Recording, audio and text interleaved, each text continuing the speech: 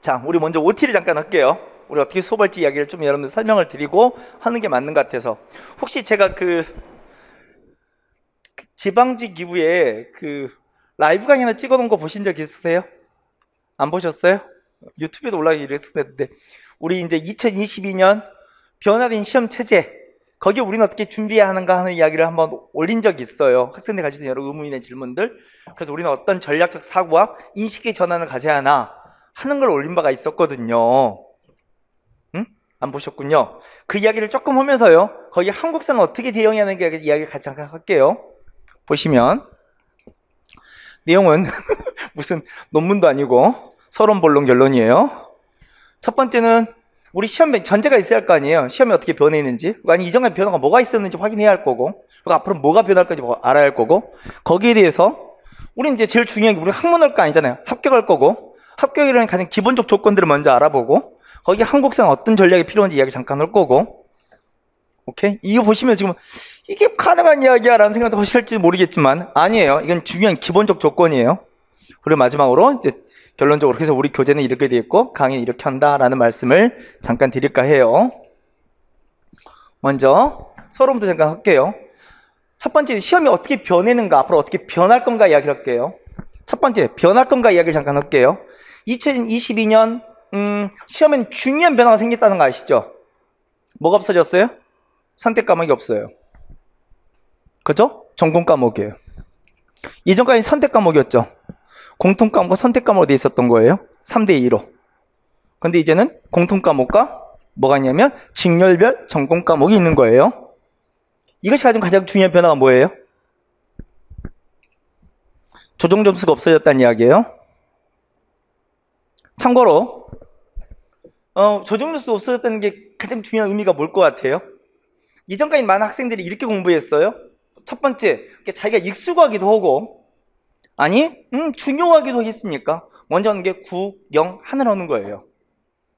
아마 여러분도 지금, 여러분 좀 독특한 케이스죠. 지금 여름방학에 지금 국어고 시간표가 오프라인 부딪혔는데 한국사를 선택했다. 여러분이 아주 독특한 사람들이잖아요. 근데 대부분 학생들이 그렇게 생각은 않죠. 먼저 여름방학 7, 8은 먼저 국어, 영어를 하고, 그리고 이제 한국사가 이제 시간표를 좀 비껴주면 한국사를 들을 수 있는 듣고, 그리고 나중에 행정법, 행정 같은 이런 그 직렬별 과목들은 좀 나중에 공부를 시작한다는 생각들을 가지고 있을지도 모르겠어요. 그게 일반적 사고였어요. 그게 작년까지는 맞았어요. 왜? 조정 점수니까. 왜 조정 점수를 쓰면 원점수와 비교해서 과목 간의 불균형, 불평등을 없애기 위해서 점수로 손을 봤거든요. 그래서 실제로 원점수를 비교하면 국어, 영어, 한국사가 100점이라면 조정 점수는 대충 선보면 한 80점, 70점대에서 80점 사이였어요. 근데 그게 학생들이 되게 크게 느껴졌나 봐요. 그러니까 심지어 이런 말까지 있었거든요. 뭐? 영어나 국어에서 하나를 맞추면 돼. 그건 차라리 선택 과목, 그러니까 행정법, 행정 같은 과목에서 2개 틀려도 그건 극복이 가능해 라고 생각을 했단 말이에요. 그럼 제일 먼저 해야 할 건 국어, 영어, 한국사야 라고 생각했거든요. 그 생각이 작년까지 틀렸던 게 아니에요. 맞아요. 근데 그들이 생각한 그만큼 중요했냐는 좀 다른 문제지만, 오케이? 근데 말했잖아요. 아까 뭐 행정법 2개를 국어 하나가 해결하는 건 아니지만, 그래도 국어의 방점을 두고 영어의 방점을 두고 한국사의 방점을 둔 게 맞는 거, 사고는 맞았다고, 전략적으로. 오케이? 근데 지금은 아니에요. 지금 똑같아요. 국어도 100점이고 나머지 전공 과목 2개도 다 100점이에요. 완전 다른 전략이라는 거죠. 오케이? 지금 국어로 하는 이유는 간단해요. 그냥 저한테 익숙한 거 먼저 한 것 뿐이에요. 영어로도 마찬가지고요. 한국사도 마찬가지고요. 지금 법 과목은 다들 대부분이 법대 출신이 아니라면, 법학을 전공했던 친구가 아니라면 불편하게 뒤로 미루고 있는 거죠, 실제로요. 다시 좀만 더 갈게요. 똑같아졌다는 거죠. 그리고 이전에도 중요한 변화가 있었어요. 이제 지금 알아보시면 중요한 말은, 이전 시험에 중요한 변화가 있었다고요. 국어, 영어에서 말하지 않는 중요한 변화가 뭐냐? 2017년 추가 채용이 중요한 변화예요. 아시나요? 국어, 영어는 독해가 비중이 엄청나게 증가했어요. 2017년 추가 채용 이전과 이후의 문제도 완전 다른 문제예요. 그 뒤부터 국어는 기본적으로 깔고 있는 게 뭐냐면 독해가 무조건 14개에서 15개 사이예요. 적게 나올 게 14개고요. 많이 나오면 15개, 16개까지 나와요. 영어도요. 독해는 무조건 10개예요. 10개는 기본적으로 깔고 있고요. 많이 나오면 12개, 13개도 봐요. 올해 같으면은 소위 말하면 어휘 일부를, 어휘가 뭐처럼 나왔냐면 여러분 수능 때 봤던 독해처럼 나왔어요. 그걸 어휘로 봐야 할지 독해로 봐야 할지 애매모호할 만큼, 오케이? 그 문제 형태를 나왔다고요. 그럼 이제 솔직히 독해 비중이 정말 많이 늘어난 건 사실이죠. 이해 가세요? 근데 하나 여러분 물어볼게요. 독해 강좌 하나 듣고, 오케이? 한두 달 공부하면 실력 늘어요?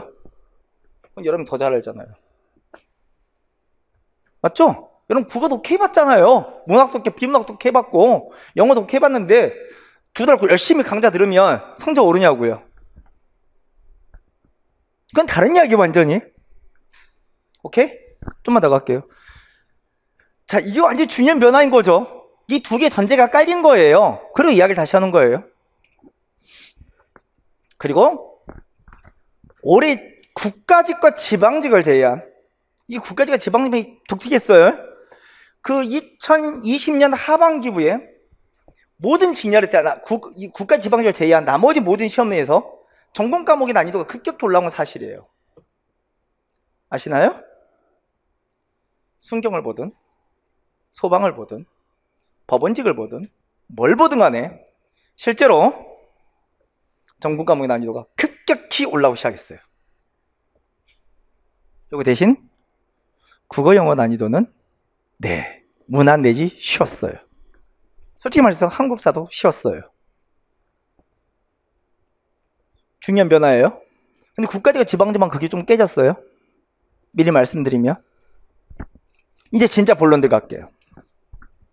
그럼 합격의 조건은 뭐냐? 라고 물어본다면 이거에 기본적으로 원점수를 기준으로 450점이에요. 데이터를 쭉 보면 내가 가끔씩 말하는데 이제 우리 공단기가 풀서비스가 되게 잘 돼 있어요. 거기 나오는 컷라인들이 되게 정확해요.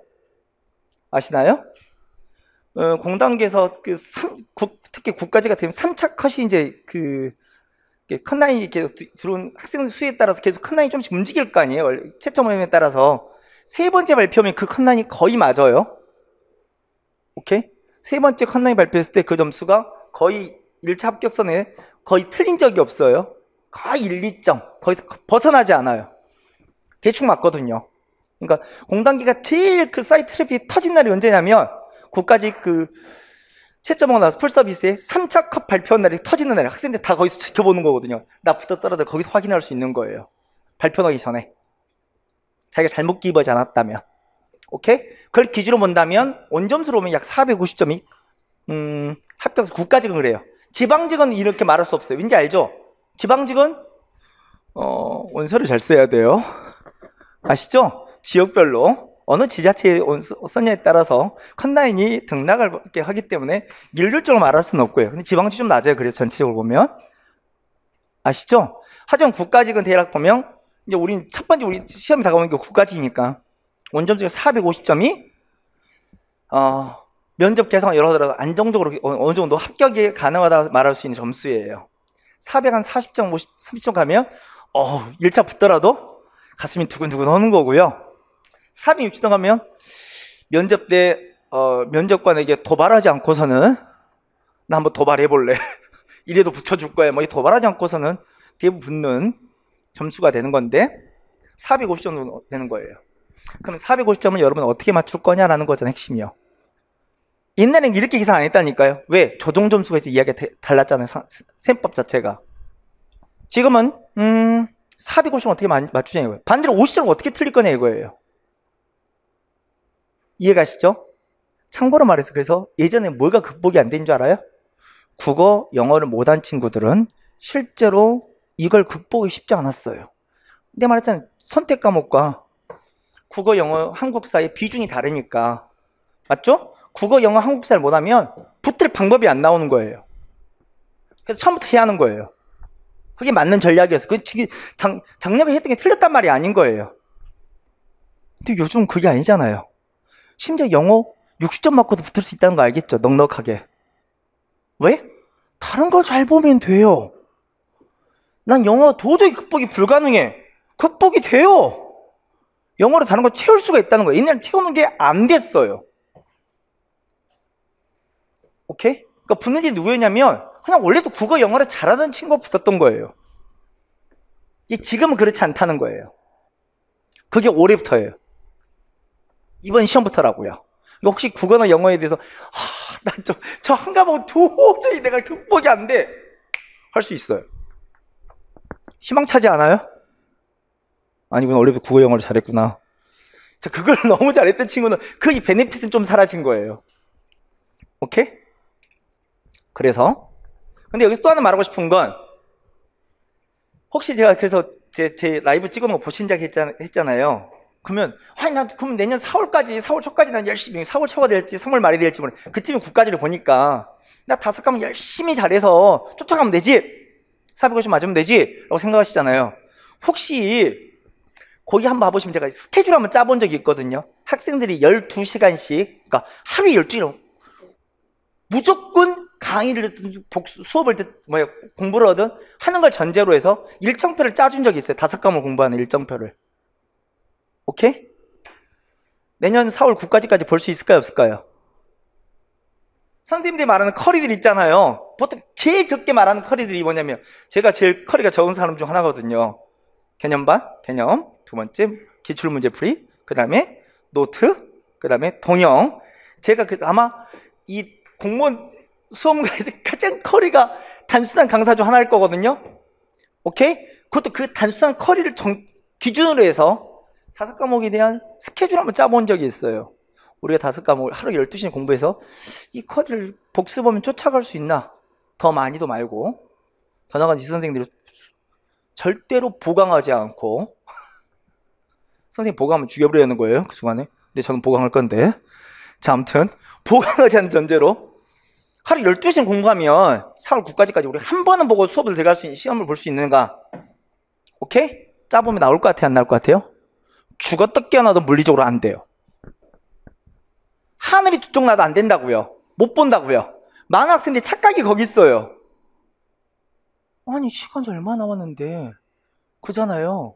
그걸 못 보고 들어가? 네, 못 보고 들어가요. 혹시 그 강의 꼭 한번 봐보세요. 제가 실제로 시간표를 짜주거든요. 12시간 한다는 전제로 여러분이 수업을 듣고 복습을 하고 수업을 복습을 하면 가능한 문제에 대해서 불가능한 창이 딱 나와요. 이해가요? 그럼 우리는 선택과 집중을 해야죠. 450점 맞기 위해서. 그래서 저는 말해요. 그러니까 균등한 시간 투입까지 불가하고. 그래서 말하는 거예요. 그러면 과목이 우선순위 두죠. 그럼 우선순위 전 바뀐다 생각한 거예요. 우선순위 뭐냐면 가성비가 좋아야 돼요. 내가 투입하면 성적자가 올라와 줘야 돼요. 그죠? 투입하고 성적이 올라와야 줘야 할 거 아니에요. 미안합니다. 가성비가 제일 나쁜 과목이 첫 번째 뭘 것 같아요? 그래서 국어예요. 거꾸로 말할게요. 제일 나쁜 과목. 왜? 국어 지금 하는 커리의 대부분이 2달 동안 여름방학 열심히 2달 열심히 가르쳐요. 그게 몇 점 맞게는 몇 개 맞게는 공부냐면 죄송한 이야기인데 6개예요. 많아봤자. 아까 전에 봤잖아요. 독해는 15개에서 14개라니까요. 그 다음에 가성비 나쁜 게 영어예요. 독해가 10개, 12개라니까요. 그건 여러분이 2달짜리 강좌로 승부 볼 수 있는 이야기가 아니에요. 그렇잖아요. 옛날에는 그래도 옛날에는 그게 말이 됐어요. 많은 분들이 이제 설명을 했어요. 아, 그래도 국어에 투자를 해야 돼. 왜? 맞아요. 그때는 어법이나 어휘나 한자 투자하는 게 말이 맞았어요. 왜냐면 그만큼 조정점수하에서는 온점수나 조정점수하에서는 국어나 영어가 그렇게 중요했다니까요. 오케이? 근데 이야기가 달라졌네요. 같은데요? 국어 어법 한 문제나 행정법 어법 선택과 전공과 한 문제나 똑같은 문제예요. 이제는 비중도 똑같고요. 여러분 그 같은 시간을 어디다 투자하겠냐 이거예요. 왜 이제 이 말씀 드린지 알겠죠? 생각을 바꿔야 한다예요. 아무도 이걸 말하는 걸 두려워하더라고요. 근데 우린 진실을 알고 있어야 하니까. 저는 가성비에 맞게 공부하는 게 맞다고 생각해요. 하라는 거고요. 그거 독해 나왔잖아요. 그럼 국어나 영어를 안 중요하냐? 중요하죠. 독해는 장기적인 계획이잖아요. 여러분 꾸준한 감각의 유지, 감각의 향상, 이게 필요한 거잖아요. 저는 꾸준하게 문제를 풀어보는 게 맞다고 생각해요. 그 조금 제가 주제 넘는 이야기일지 모르지만 그래도 국어 영어는 정말 선생님이 여러분한테 많은 문제량을 좀 주는 과목, 선생님이 되게 필요한 것 같아요. 커리를 막 늘리는 게 아니라 매일 꾸준하게 여러분들이 독해 연습을 시켜줄 수 있는 그런 트레이닝을 시켜줄 수 있는 선생님이 여러분들 꼭 있었으면 좋겠다는 생각을 갖는 것 같아요. 그래서 저는 선행과목은 이거라 생각해요. 7, 8월에 할 과목은 한국사 전공 과목이라고 생각해요. 그래서 솔직히 미안하지만 제가 작년부터 시작하긴 했지만 작년부터 어차피 올해 이렇게 올라가 생각하고 저는 이 주중 낮에 시간표를 깔기 시작했거든요. 이 주중 낮에 시간표를 깐다는 것은 국어, 영어와 부딪히게 돼 있어요. 어떻게든 앞으로도. 신경도 안 썼어요. 솔직히 미안한 이야기지만 부딪히는 문제도 신경 안 썼다고요. 그게 중요한 게 아닐 거다. 쟁점 아니다. 차라리 전공 과목 부딪히는 걸 신경 썼어요. 그래서 수요일 시간표가 조금 덜 출 형태예요. 수요일이 저녁 밤에 보충한다 써 있잖아요. 갑자기 오라요 낮에 갑자기 수요일 밤으로 뻥. 근데 행정법에는 행정하고 부딪히고 싶지 않았어요. 아마 상황은 그렇게 할 거라 저는 생각해요. 그리고 국어 영어는 후행 과목이라고 생각했어요. 뒤에 공부하는 과목. 그럼 뒤에 오면 못하는 거 아니냐? 희망을 드릴게요. 우리 국어는 독해 말고 나머지 있는 게 어법, 어휘 속에 한자 있잖아요. 그게 약 5개, 6개예요. 그거 아시죠? 모두가 알고 있는 이야기인데 선생님들도 알고 있어요. 실제로. 근데 이거 다 어디서 나오냐면 기출로 나와요.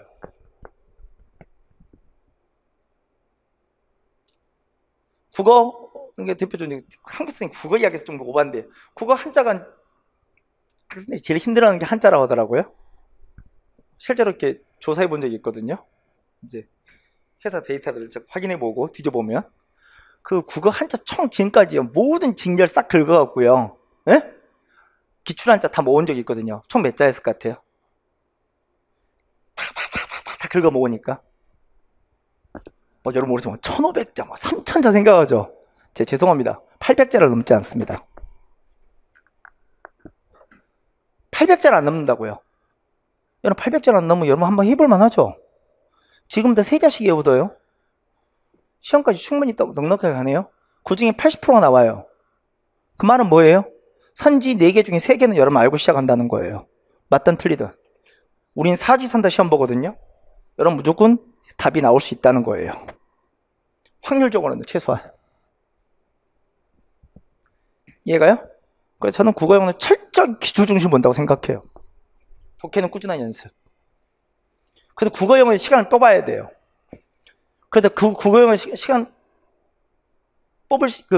뽑혀진 시간을 갖고 뭐 해야 하냐면 전공 과목에 좀 투자를 더 해야 돼요. 그게 현명한 전략이라고 저는 생각해요. 아마 내년에, 올해는 여러분들 지금 많은 주변 사람들도 긴가민가 할지 모르지만 내년에 확실하게 시장이 이 공무원 수험가가 재편돼 있을 거예요. 그래서 지금 많은 국어 영어 선생님들이 자기 커리큘럼 줄이려 바쁘지 않으세요? 혹시 작년부터 강의 들었던 친구들이라면 이 선생님이 작년과 다르게 말에 다르게 갑자기 커리큘럼을 확 줄여요. 이유가 그거예요. 학생들이 이렇게 커리를 다 소화해 주지 않을 거라 생각하는 거예요. 그래서 한국사 몇 점 맞아야 하느냐? 무조건 95에 100이에요. 그러니까 450에 기본을 깔아줘야 점수가 있는 거예요.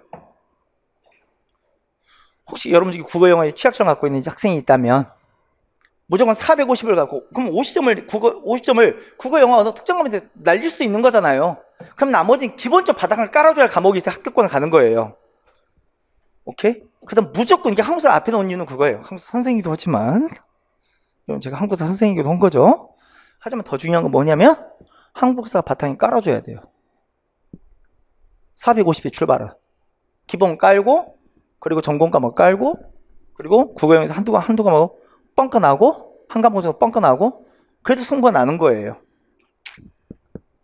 이 점수 달리는 거거든요. 다시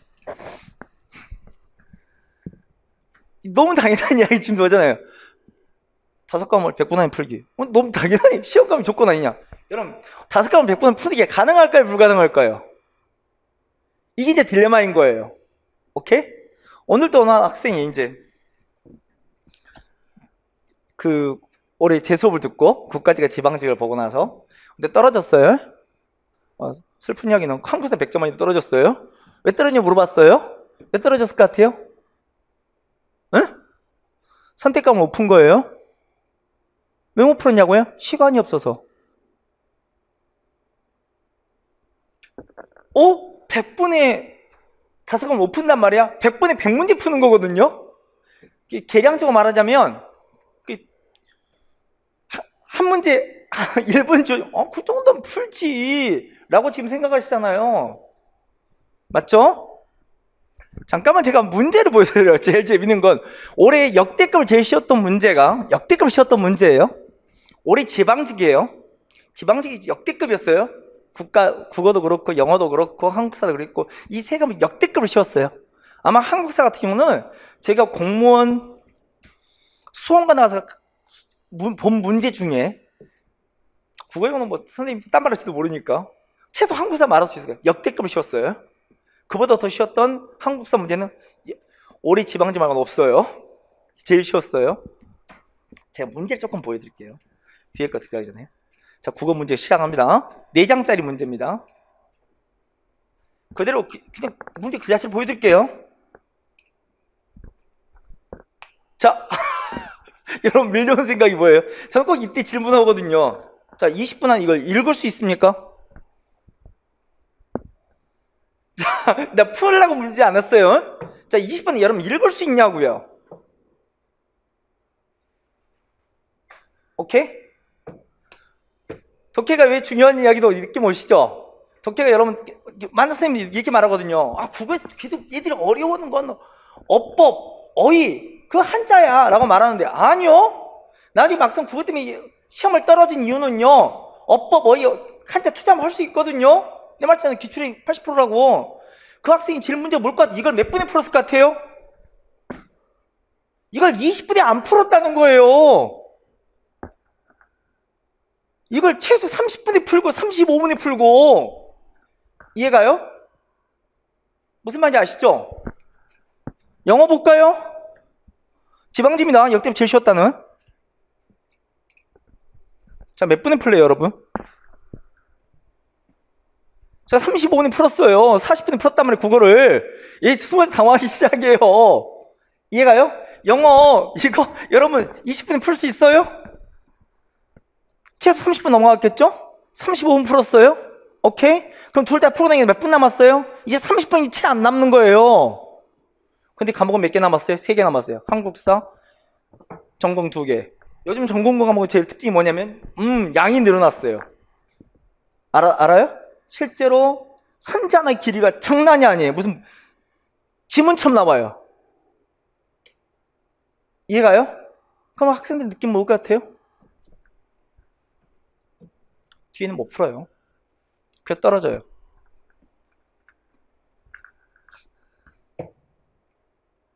합격의 조건은 그래요. 이해가요? 그래서 저는 솔직히 이제부터 학생들이 지난번 그 라이브 때도 제가 학생들 제안을 했는데 영상 올려서 보시면 돼요. 우리 문제 푸는 순서 바뀌어야 한다. 뭐부터 풀어야 할 것 같아요? 여기 국어 나오고 영어 나오고 한국사 전공 2개 이렇게 순서 나오거든요. 응? 여러분 뭐부터 풀어야 할 것 같아요? 국어 영어부터 풀면 바본 거예요. 맞잖아요. 그건 맨 뒤에 푸는 거잖아요. 제일 센 건 이거잖아요. 국어 20번 문제 보세요. 한 문제입니다. 이 문제 난이도가 문제였겠어요?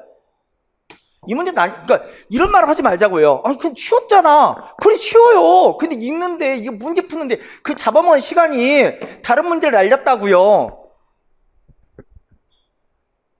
그렇지 않습니까? 다른 문제를 날렸다는 이게 포인트예요. 그래서 그 학생이 떨어졌다고요.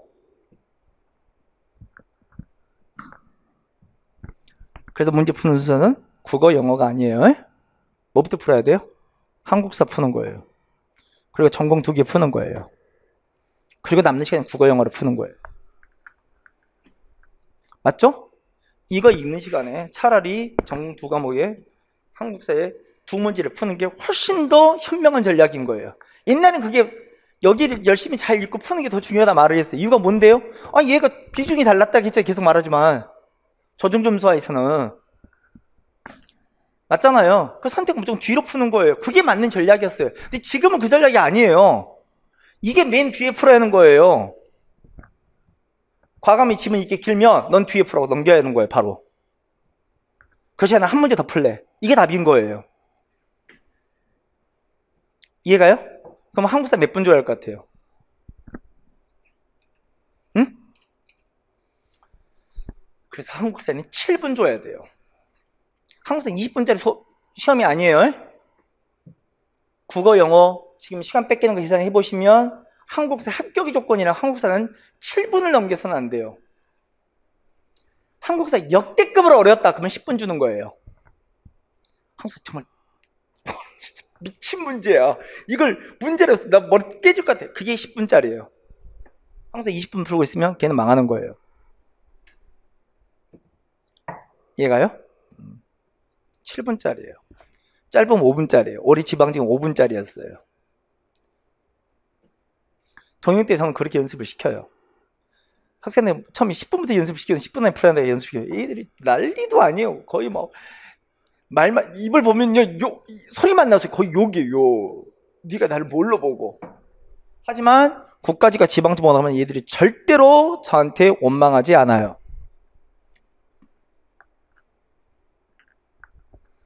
전 동영은 꼭 현장에 이렇게 풀기 시키거든요. 시간 딱 정해놓고요. 이해식 풀기 시키 연습을 시킨단 말이에요. 그때는 정말 정말 소리 없는 아우성이죠.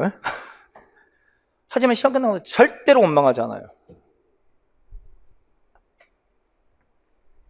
그렇게 풀어야 돼요. 전공 2과목까지 해서 30분에 끊는 거예요. 그리고 70분 확보해 놓은 거고요. 그리고 거기다가 국어, 영어를 쏟는 거예요. 그래서 게임이 나와요. 합격을 향해 달린다고요. 조건이 뭔지 이해 가시죠? 그럼 한국사, 진짜 한국사 선생님 이야기 할게요. 너무 딴 얘기 길었죠? 근데 올해는 좀 이런 이야기가 필요한 것 같아서요. 이제 한국사 얘기를 조금 해볼게요. 그래서 한국사 제가 말씀드린 것처럼 최소한 한국사 점수의 미니멈이 어디냐면 가장 최저선이 95점이에요. 한국사 80 미친 거예요. 한국사 80점 붙었다는 이야기는 솔직히 미안합니다. 제가 2017년 이후는 들어본 적이 없어요. 항상 그 80으로 가면 그 친구 장수하는 거예요. 붙을 가능성 없는 거예요. 항상 기본 베이스가 언제나 95에서 100이에요. 그리고 7분 컷으로 풀어야 돼요. 오케이? 자. 근데 제가 말씀드렸죠. 그 행정법, 행정학도 이제, 그러니까 전공 과목도 선생님들이 말씀하는 게 달라질 거예요. 왜? 이제 나머지 국어, 영어, 한국사만큼의 전공이 중요해졌다니까요. 조정점수 없다고요. 옛날에는 이렇게 말했어요. 너희 국어, 영어, 한국사에 집중하고 대표 행정법한테 예를 들자면 행정학 예를 들자면 80점 넘으면 괜찮은 거야 라고 말할 수 있었다고요. 이해 가시죠? 이제 80점 맞으면 떨어지는 거죠. 행정학을 80점 맞으면 이제 떨어지는 거라고요. 오케이? 아마 전공 선생님들도 책도 바뀌어 쓰고 강의 양도 바뀌어 다 바뀔 거예요. 왜? 그만큼 중요하다고 자기 걸 강조할 뿐만 아니라 그만큼 더 깊이 있게 가르쳐야 돼요. 내 말했잖아요. 산지 하나가 길이가 달라졌다고요.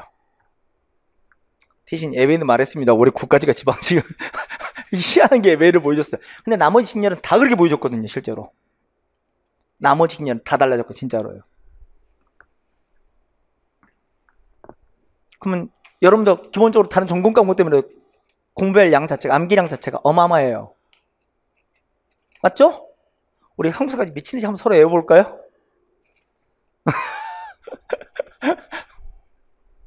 네? 자, 그래서 저는 이렇게 말해요. 암기량을 줄여야 한다고, 진짜로요. 이거 꼭 반대. 한국에서 분명히 외워야 할 것들 있잖아요. 그게 없다는 거 거짓말이에요. 저도 말하지만. 근데 그 양이 아주 적다면 한번 승부를 해볼 수도 있잖아요. 맞죠? 그럼 암기량을 줄이면 뭘 것 같아요? 책이 얇아지면 돼요? 근데 그 책에다가 깨알같이 글씨 써버리면 페이지 얇는 게 의미가 없잖아요. 그렇지 않습니까? 전 그래서 이렇게 말합니다. 이해 중심에 공부해야 한다고요. 무슨 한국사 이해 중심이야? 그게 말이 돼? 이유가 뭐냐? 말씀드릴게요. 첫 번째. 근데 실제 문제를 좀 보여드릴 텐데. 기본적으로 한국사 문제 중에 20문제잖아요? 기본적으로 보는 게 뭐예요? 자료제시용 문제가 약 12개. 자료제시용 문제라 말할 수 있는 자료를 읽고 사료를 읽고 그의 바탕으로 이걸 바탕으로 문제를 물은 문제가 기본적으로 12개, 많을 때는 14개. 한때 실험적일 땐 19개도 나온 적이 있어요. 19개. 이건 이제 특수한 현상이었고, 보통 모델도 작게 나올 때 12개. 보통 한 14개쯤 요즘 나와요. 이해가요? 자료지시험도 너무 뻔하고 뻔한 거 아니야? 아니, 우리 맨날 두 문제 따기 여기 문제 풀 것 같은데, 그렇게 말하는 사람이 있거든요. 자, 올해 국가적 문제 한 문제를 보여드리겠습니다. 17번 문제입니다. 국가지 17번 문제. 다음 밑줄 중 회의에 있었던 사실은, 자, 이 문제 풀려면 가장 중요한 전제가 뭐예요? 이 회의가 뭔지 나와야 돼요. 오케이?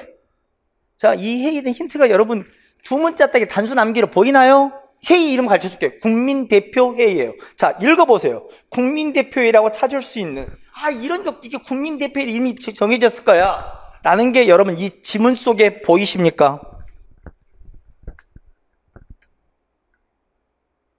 국민이란 말이 두 글자 써 있어서 뭐 그렇게 말하면 저도 할 말은 없어요. 박수죠. 근데 국민이란 말이 얼마나 많이 쓰일지 여러분 다 아시고. 맞아요? 그럼 단어다 국민대표 얘기예요. 여기 국민대표라는 것을 보고 느낄 만한, 오케이? 자, 힌트된 단어가 보이십니까? 우리 국가에 쉬었다 했잖아요. 이 문제 쉬운 문제예요. 난이도 중2야. 난이도 상 아닙니다.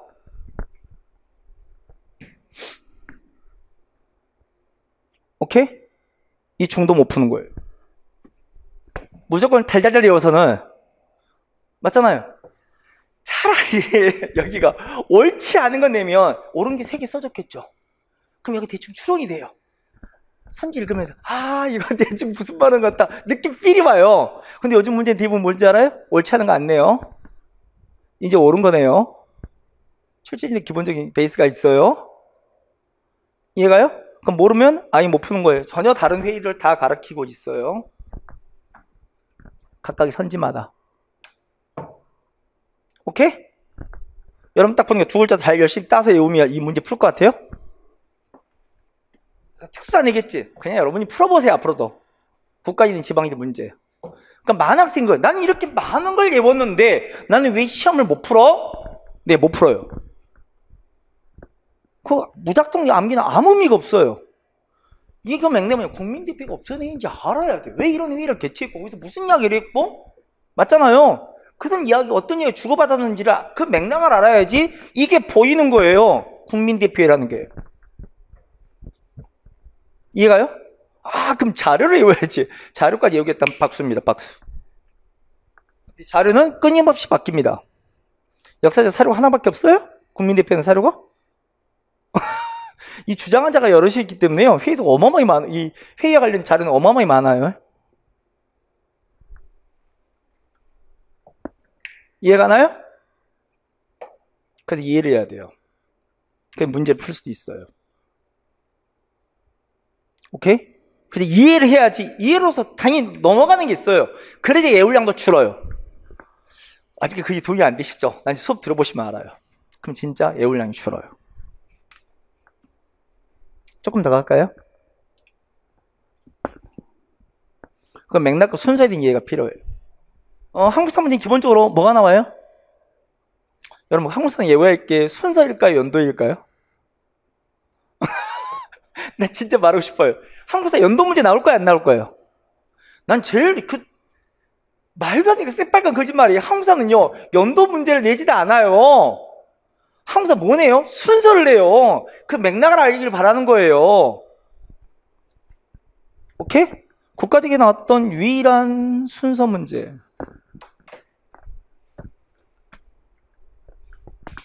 이걸 연도 문제라면 할 말이 없어요. 가식이 있어도. 이런 문제 많아요. 순서를 올바르게 배열한 문제도 있고요. 그 전체 맥락을 이야기를 바라는 거예요. 삼국이 어떻게 고구려 백제 신라가 어떤 항쟁을 거치면서 어떻게 발전했는지를 그 맥락, 그 순서는 알기를 바래요. 그런 문제도 많아요. 하지만 657년에 있었던 일을 옳은 것 이렇게 내지 않는다고요. 오케이? 660년에 있었던 사건을 옳은 것 하고 내지 않는다고요. 근데 그걸 외우냐고요. 그걸 시간이면 영어 단어 외우세요. 한자 외우고. 맞잖아요. 여러 문제 중에 혹시 최근 3년 문제 가운데 오케이? 특정 연도를 주고 그 연도 이때 있었던 사건 옳은 거 있으면 들고 오세요. 어떤 직렬이와 상관없이. 오케이? 내는 문제는 다 순서입니다. 오케이? 맥락과 순서예요. 어떻게 사건들이 전개됐고, 오케이? 어떤 식으로 발전해갖고, 어떤 일들이 이렇게 전개됐는지를 여러분이 묻고자 하는 거예요. 역사도 그걸 알길 바라는 거잖아요. 여러분도 역사학자라면 그렇지 않겠어요? 네, 그걸 내요. 우리 공부하는 방법이에요. 우리가 기억해야 될 게 뭔지, 어디 관심 갖고 봐야 할지. 이해가요? 무슨 말인지 알겠죠? 결과학점에서 이렇게 자료 분석 문제도 되게 중요한지 알겠죠? 그렇게 문제 냈으니까. 그래서 저는 무조건 모든 수업의 출발은 올인원 교재를 선보이는 거예요. 반드시 뭐 있어야 돼요? 사료 있어야 돼요. 오케이? 전 노트는 마지막에 다 사료까지 보고 여러분 준비가 됐을 때 나중에 개념적 내용을 정리한 노트가 있는 거지. 노트만 잘 보면 시험을 잘 볼 거다. 그래서 많은 학생들이 여러 가지 실패들을 거듭해 가는 거잖아요.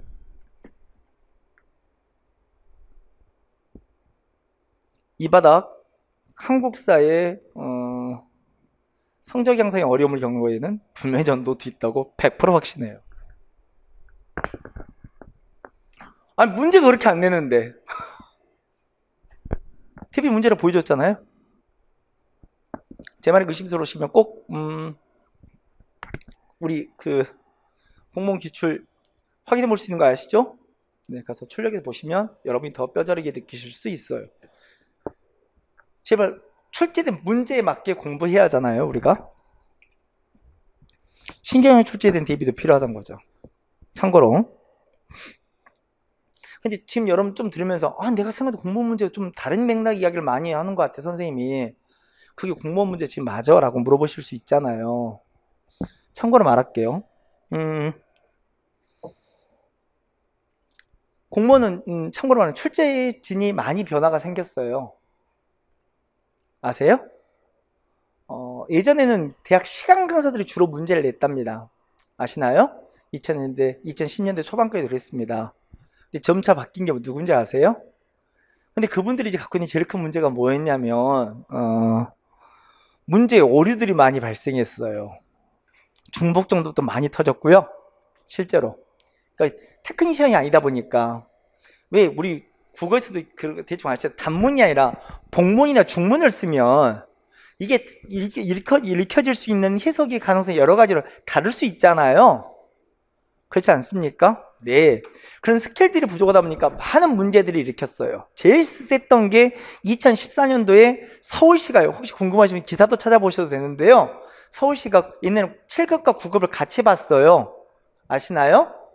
7급 9급을 서울시가 지금은 서울시가 지방지도 같이 보잖아요. 근데 서울시가 따로 봤는데 지방지가 다르게 그 7급 9를 같이 봤습니다. 근데 그날 하루에 시험 봤는데 그 하루에 나온 중복 정답이 몇 개냐? 23개였습니다.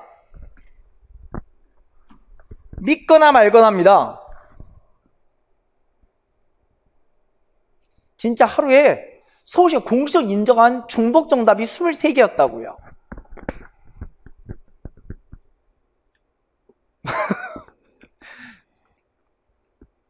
진짜 말도 안 되기도 하고 1년을 넘게 고생한 학생들에 대한 정말 우롱도 아니고 실제로 그랬어요. 그러다 보니까 출제진들이 중요한 변화들이 많이 생겼어요. 특히 한국사는 대체할 인력이 너무 편해서 테크니션들이 있거든요. 한국사는.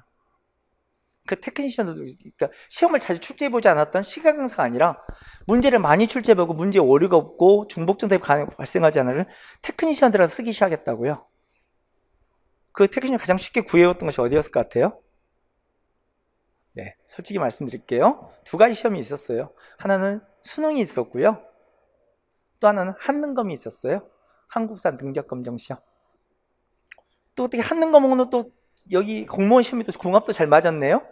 그 공무원 시험에 이제 일부 직렬들이, 그러니까 순경이나 막 일부 것들은, 일부 시험들은 한능검을 대체되기 시작했잖아요. 국가직 7급도 한능검이 대체되는 것처럼. 그걸로도 충분히 나는 인정할 수 있다 생각해서 국가 인정하기 시작한 거잖아요. 그 출제진은 거부감이 없겠죠. 그들이 와서 문제를 내기 시작한 거예요. 그럼 그들은 어째요? 자기가 그리고 더 문제가 뭐냐면, 그들은 이제 짧은 기간에 문제를 내야 하잖아요. 그러면 자기가 냈던 그 문제 베이스로 거기서 학생들이 난이도 높은 문제를 중심으로 변별력이 가질 수 있는 문제를 중심으로 문제를 출제하기 시작했어요. 참고로. 오케이? 그 대표적 문제 중 하나가 올해 지방직에도 볼 수 있는 게 이거였어요. 지방직 올해 국가직 문제입니다. 국가직 9번 문제인데요. 뭐가 나왔어요? 지도요. 혹시 더 궁금하시면 커뮤니티 한번 뒤져보시면 압니다. 학생들의 첫 번째 반응이 뭐였을 것 같아요? 제 수업을 듣지 않았다. 학생의 첫 번째 반응이 뭐였을 것 같아요? 자기는 지도를 보는 순간 이 문제를 바로 건너뛰었대요. 이건 알아볼 수 있는 문제라 생각지 않았다고 한답니다. 전 반대로 묻고는 싶었어요. 솔직히 말해. 지도를 건너뛰어? 아니 지도를 안 듣고 지도를 그려보지 않고 수업을 듣는 그런 말도 안 되는 일이 21세기에 있단 말이야? 라고 전 반문 그 커뮤니티 댓글로 쓰고도 싶었지만 국가직 문제입니다. 오케이? 옛날에 생각해도 공무원 문제는 절대 사진 안 내고 지도 안 내. 뭐 이렇게 생각했거든요. 발해라는 나라에 소위 말하면 수도의 이전. 기본 문제잖아요. 수도가 이렇게 천도에 갔거든요. 오케이? 그 과정을 바탕으로 문제를 낸 거예요. 오케이? 근데 당시 지명이 아니라 지금의 지명을 써놨죠. 오케이? 그러니까 막 두 글자 딱 연락이 오는데 아무 힌트가 주어지지 않은 거예요. 그려보지 않으니까. 이해가요? 막 발이 들었더니 동모산, 중경, 상경, 동경을 들었는데 아니 세상에나? 하나도 그런 말 쓰지 않는 거예요. 지금의 지명을 써버린 거예요. 바로 접은 거죠.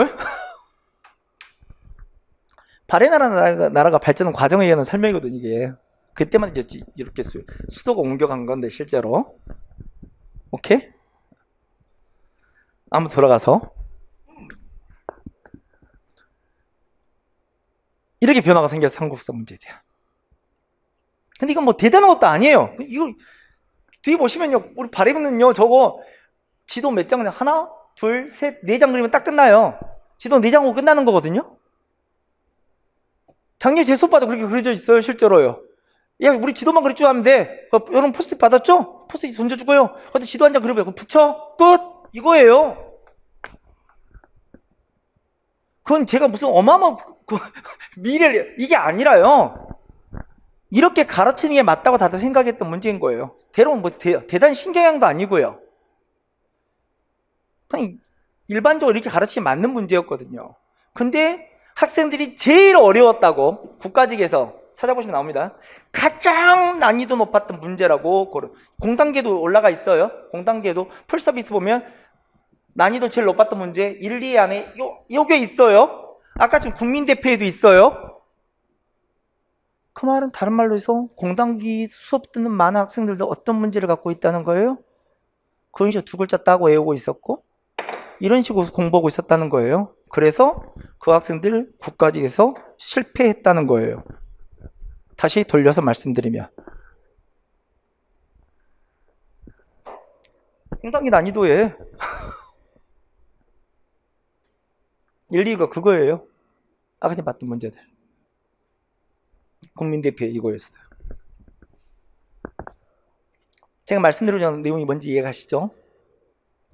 오케이? 근데 이건 별거 아니다. 그냥 수업시간 잘 들으면 된다. 하지만 염두에 두고 왜 이렇게 배우는지에 대해서 고민하지 않았으면 좋겠다는 말씀을 드리고 싶은 거고요. 마지막 5번째요. 저한테 이제 그 라이브 때도 막 이게 새로운 신기한 문제도 오고 막 이러니까 학생들이 막 이런 말 하더라고요. 그럼 선생님 뭐 강좌로 뭘 더 듣고 막 물어보더라고요. 제가 그때 딱 한마디 끊어서 말했어요. 잠깐만, 나 진짜 말하고 싶어요. 여러분, 공무원이지. 우린 지금 이 수업을 듣고 앞으로 준비하는 모든 과정이 가장 중요한 목표는 딱 하나잖아요. 뭐예요? 시험 붙으려고 해요. 한국 세대 어마어마한 지식의 습득이 아니라, 한국 세대 학문적 연구가 아니라, 우리는 시험 붙으려고 해요. 한국사가 거기에 가장 중요한 밑바탕이 잘 됐으면 좋겠는 거예요. 그렇죠? 그렇잖아요. 그럼 한국사도 어떻게 해야 돼요? 여러분 시간을 가장 적게 잡아먹어야 하는 거예요. 그리고 가장 좋은 성적을 만들어내야 하잖아요. 모든 과목이 거기를 향해 달려줘야 하는 거예요. 나 딱 한 번만 할게요. 그래서 선생님 제일 나쁜 놈이 누구냐면요, 넌 내 과목에 모든 걸 쏟아부어 라고 말한 놈이 제일 나쁜 놈이에요. 그럼 수험생은 해서는 안 되는 거예요. 그냥 학문 연구자가 하는 말이지. 맞죠? 제일 나쁜 놈이 그거예요. 국어에 다 신경을 다 써. 아니 영어에 다 쏟아부어. 나 무슨 과목에 다 쏟아부어. 그 놈이 제일 나쁜 놈이에요. 여러분 5과목 다 잘해야 돼요. 그 한국사는 뭐냐면 여러분이 가장 적게 시간을 썼고 좋은 성적을 얻어야 하는 거예요. 맞잖아요. 가장 더 좋은 건 최소 시간을 할애하고 95점 100점 하는 게 제일 좋은 거잖아요. 그게 효자 과목이에요. 있는 없는 시간 다 쏟아붓고 나서 그 점수 맞으면 의미가 없는 거고요. 그럼 다른 과목이 망가졌다는 이야기니까. 맞죠? 그래서 저는 말하고 싶어요. 공부량이 최소화하라고요. 그건 되게 중요한 문제예요. 그래서 커리큘럼도 줄어들어야 돼요. 장다큰데 아마 혹시 작년부터 공부했던 친구들은 올해 선생님들 중에 일부가 커리 줄이가 바쁜 선생님들 일부 만나게 될 거예요. 실제로요.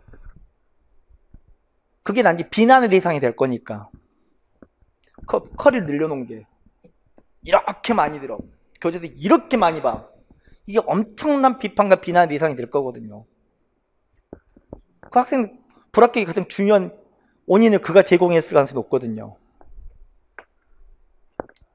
그래서 저는 커리도 되게 단순하고요. 여태까지 이 커리에서 바뀐 적도 없고요. 이 커리로도 충분하고요. 오케이? 학생들 100점 만데 아무 지장도 없었고요. 혹시 몰라요. 제가 컴퓨터 이상한 짓 안 하니까. 그래도 찾아보시면 강민수 이 커리 타고 나서 나 인생 망했어. 그런 절대 찾아볼 수 없을 겁니다. 그 이상 커리가 필요하지도 않고요. 더 이상 책도 필요치 않고요. 저는 그게 맞다고 생각하고요. 더 늘린 거 가르치는 사람으로서 최소한 수험생을 위한 사람으로서는 양심 없는 짓이라고 저는 생각하고요. 그리고 여러분들이 근데 한국사 듣다 보면 양 많거든요. 그죠? 복습이는 부담도 꽤 커요. 그잖아요. 그래서 복습을 줄이기 위해서 제가 복습 강의란 걸 해요. 이번 주는 시작 못 할 것 같고요. 저도 처음에는 워밍업 시간이 필요하니까 다음 주부터 시작할 것 같은데, 그래서 그 복습 강의를 통해서 여러분들에게 시간을 좀 줄여줄 거라 생각하는 거예요. 아, 복습을 무슨 강의로 하느냐? 아니에요. 뭐냐면 그때는 이제 이런 칠판도 없어요. 그냥 혼자 제가 서서요. 혼자 떠들 거예요. 그냥 우리 같이 생각해 보는 거예요. 우리 그러니까 지금 처음 수업할 때 내가 하나씩 말을 하나씩 개념반이니까 풀어갈 거 아니에요. 하나하나 천천히 풀어가는데 그걸 듣고 난 뒤에는 우리가 같이 열심히 수업을 들었다면 아, 우리 지난번 수업을 이렇게 들었지? 라고 수업을 정리할 수 있거든요. 그러니까 우리가 1시간 동안 수업했던 내용들을 한 10분, 15분 정도면 한번 정리할 수 있어요. 간단하게. 우리 이렇게 배웠잖아. 이런 내용들을 했었던 거고 설명하는 필요 없잖아요. 어떤 내용도 확인했으면 하는 거니까. 그죠? 우리 수업 때 이렇게 들었던 것 같고 이렇게 써졌던 것 같고 이런 내용들이 있었던 것 같고 그래, 그래서 이게 중요했던 거 아닌가? 하고 지나가는 이야기인 거예요. 오케이? 그래서 그 복습 강의를 통해서 여러분들이 빠른 속도 복습할 수 있게, 그러니까 최소한 여러분 속도보다는 최소한 4분의 1 정도로 떨어뜨릴 수 있게 학습량을. 그래서 복습 강의라는 걸 다음 주부터 할 거니까요. 혹시 수업 끝나고 나서 제가 한 7시 정도, 저도 1시간은 쉬어야겠어. 6시 반에 7시부터 이제 할 거니까 4단계 풀리 전에는 한 6시 반부터 할 거고, 우리 5시 40분에 끝나니까, 5시 반에 끝나니까 1시간 쉬면 되니까 4단계 끝난 뒤에는 뭐 7시부터 시작해서 한 1시간 정도, 1시간 반 정도 복습 강의를 할 거니까 여러분들 중에 혹시 참여 의사 있으면 들으시면 되고요. 어차피 그것도 온라인에 찍어 놓을 거니까, 올리는 듣는 학생들은 서비스를 제공될 거니까 그렇게 들으셔도 되고요. 현장도 당연히 들을 수 있게 해줄 거니까. 그건 여러분의 선택 사항이니까 보시면 될 것 같고요. 그래서 왔다 갔다, 그건 절대 판사 안 할 거니까요. 왔다 갔다 하면서 들어도 되고요. 길 가다가. 그잖아요? 샤워 틀어놓고 들어도 되고요. 잠자기 전에 틀어놓고 자도 되고요. 자장가처럼. 근데 자장가가 안 될 거예요. 잠을 깨울 거예요. 자, 다시. 오케이? 그래서 복습량, 여러분 공부량을 최대한 줄여주는 상태로 저는 수업이 전개된다 생각해요. 그게 제 취지고요. 이해가시죠? 그리고 더 나가서 아까 말했던 7번 풀이 어떻게 하는 거냐? 여러분 아까 지문 12개 정도 나온다고 했잖아요. 맞죠? 자, 자리 분석이면 12개 이상 나온다고 했잖아요. 만약에 14개 나온다고 했잖아요. 그럼 여러분 7번 풀려면 어떻게 해야 돼요? 자리 보면 자리를 읽고, 응? 밑에 선지 보고 문제 푼다. 가능할 것 같아요? 불가능할 것 같아요? 그래서 한국사 죽었다 깨어나도 7분에 못 풀어요. 5분에 푸는 일도 없어요. 맞죠? 10분 더 힘들어요. 한국사는 주요 대표 지문들과 자료들이 있어요. 그래서 보는 순간 어째요? 그냥 눈에 들어와야 돼요. 오케이? 보면 이건 결국 이런 맥락하는 말이야 하고 눈에 들어와야 돼요. 그래 이제 7분 컷이 되는 거예요. 거기서 분석하고 앉아있는 거 아니에요? 오케이? 그래도 자료가 여러분이 익숙해야 돼요. 이해가요?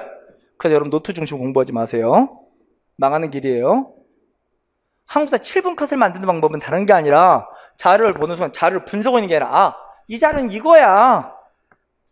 오케이? 이 자료는 이거야 하고 바로 문제를 푸는 거예요. 지문을 읽고 있는 게 아니라. 그럼 자료에 익숙해져야 돼요. 오케이? 한두 자료 정도는 나중에 좀 익숙치 않은 자료가 나올 수 있어요. 그거 읽는 거예요. 그래서 제가 5분이 아니라 7분이나 말한 거예요. 오케이? 여러분 차분히 읽어야 할 건 지문이 2개 이상 넘어가면 안 돼요.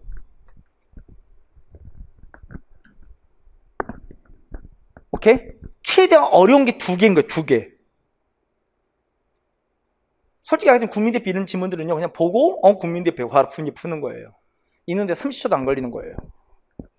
그렇게 푸는 거예요. 근데 그렇게 돼요. 내가 되겠어? 여러분 선배들 다 그렇게 해서 붙었어요. 걱정하지 마시고요. 그리고 그 속도로 풀어요. 푸는데 아무 지장 없고요.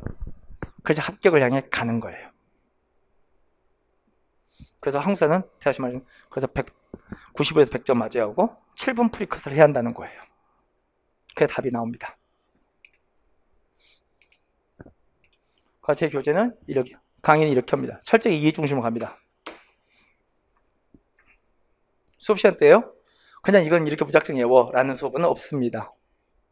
반드시 이해 중심으로 하는 거고요. 그래서 여러분 나는 양이 줄어든다는 걸 알게 돼요. 그럼 여러분이 난 이제 기출 좀 풀고 있으면 저 인간이 왜 저따위로 수업한지 금방 알게 돼요. 두 번째, 그래도 암기량을 최소화해야 합니다. 근데 외울 게 얼마 남지 않아야 돼요. 그래서 승부가 나요. 여러분 아마 전공 때문에 외울 게 더럽게 많을 거예요. 미친 듯이 많을 거예요. 전공량이 늘어나서. 그리고 제 판사가 바뀌었어요. 제가 어깨 문제가 있어서 판사를 할 수가 없습니다. 전자칠판을 할 수밖에 없습니다.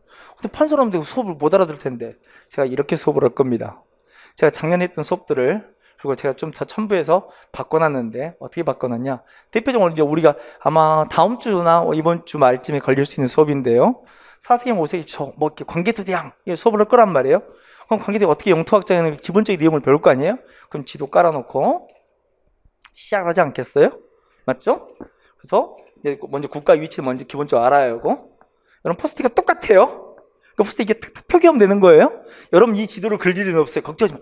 내가 이걸 이제 따라가요. 없어요. 오케이. 여러분 그래서 포스트잇 이미 다 받은 거예요. 온라인도 다 받은 거고요. 거기다 표시만 하고 가는 거예요. 이렇게 쫓아올 수 있겠죠?